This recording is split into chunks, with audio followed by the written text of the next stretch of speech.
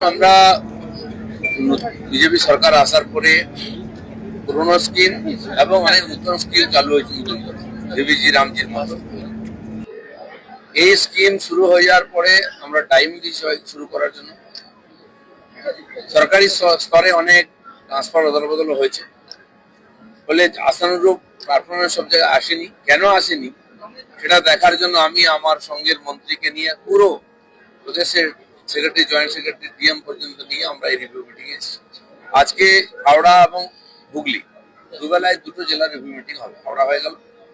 মূলত এখানে আবাস যোজনা, তারপরে অন্নপূর্ণা যোজনা, বিবিজি রামজি, শৌচালয়, 15 ফিনান্স কমিশনের যে টাকা,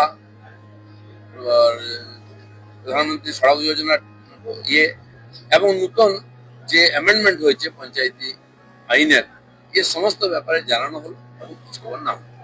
আজকে আমাদের ডিএম, এডিএম, বিডিও থেকে আরম্ভ করে আর একেবারে কর্মসহায়ক যারা আছেন সবাইকে এখানে ডাকা হয়েছিল, জেলার এসেছিলেন। খুব সুন্দর মিটিং হয়েছে। আর বিডিও তার নিচের স্তর পর্যন্ত আমরা খোঁজখবর নিলাম। কিছু সমস্যা আছে, বৃষ্টির সময়ের জন্য কিছু কাজের সমস্যা হচ্ছে, আর একাধিক কাজের সার্ভে একসঙ্গে আসার জন্য কর্মচারী কম থাকায় তারা একটু সেইভাবে পারফরমেন্স দিতে পারছেন না। সে সমস্যার কথাও শুনলাম, আমরা সমাধানের কথাও বলেছি।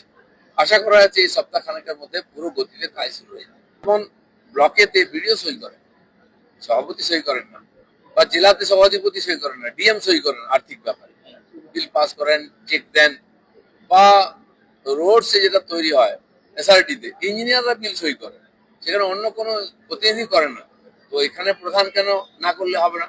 কারণ কেবলমাত্র পশ্চিমবাংলাতেই প্রধানকে এই ক্ষমতাটা দেওয়া হচ্ছে। এটা রাজনৈতিক ক্ষমতা, পার্টির খবরদারি বাড়াবে জন্য। তার জন্য পঞ্চায়েত এত হিংসা, এত দুর্নীতি, এত অব্যবস্থা বারবার ঘোরানো হয় কন্ট্রাক্টরদের বিল পাস করার জন্য। যতক্ষণ না কার্ড মানি সেটিং হয় ততক্ষণ হয় না।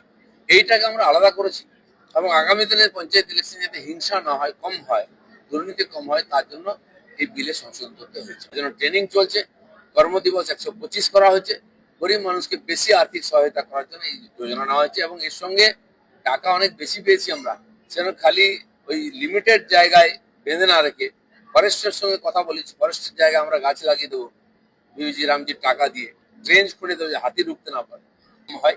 এই ধরনের অনেক স্কিম আমরা এর মধ্যে ইনক্লুড করেছি। প্রাইভেটও তার মধ্যে আছে, কমিউনিটি সেন্টার তৈরি আছে, যাতে বিবিজি রামজির টাকা সহজে খরচ করা যায়। ভারত বিরোধী স্লোগান দিচ্ছে, ধর্মঘট ডাকছে, হয়রানি হচ্ছে সাধারণ মানুষ। আপনাদের কতটা ব্যক্তিত্ব হচ্ছে বাংলাদেশ কর্মসূচিতে?